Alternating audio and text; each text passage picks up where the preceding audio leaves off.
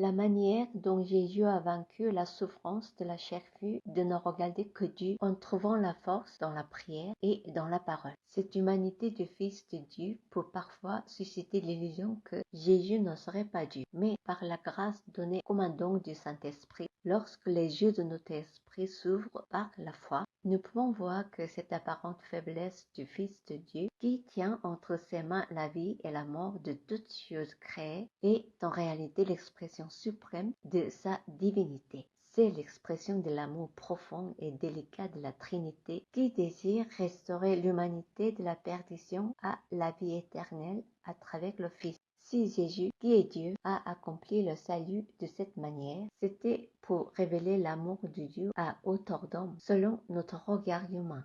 Nous qui étions condamnés à mourir éternellement, en contemplant Jésus porter tous nos péchés, en prenant la forme la plus basse et la plus méprisée, et en subissant le supplice de la croix, nous découvrons alors la profondeur de l'amour de Dieu pour nous. Pourquoi fallait-il absolument qu'il vienne comme un homme? N'y avait-il pas un autre chemin? Même si Dieu nous parlait de son amour, nous serions incapables de le comprendre. C'est pourquoi il a dû s'abaisser à notre niveau, s'adapter à notre capacité de compréhension.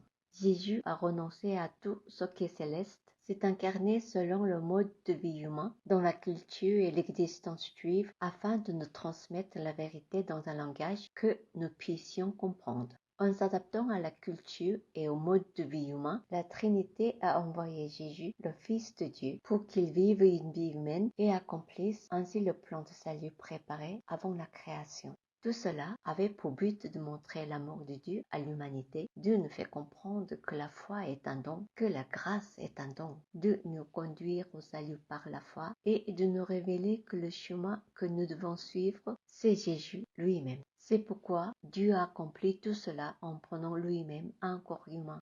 N'oublions jamais que notre salut est uniquement par le sang de Jésus-Christ.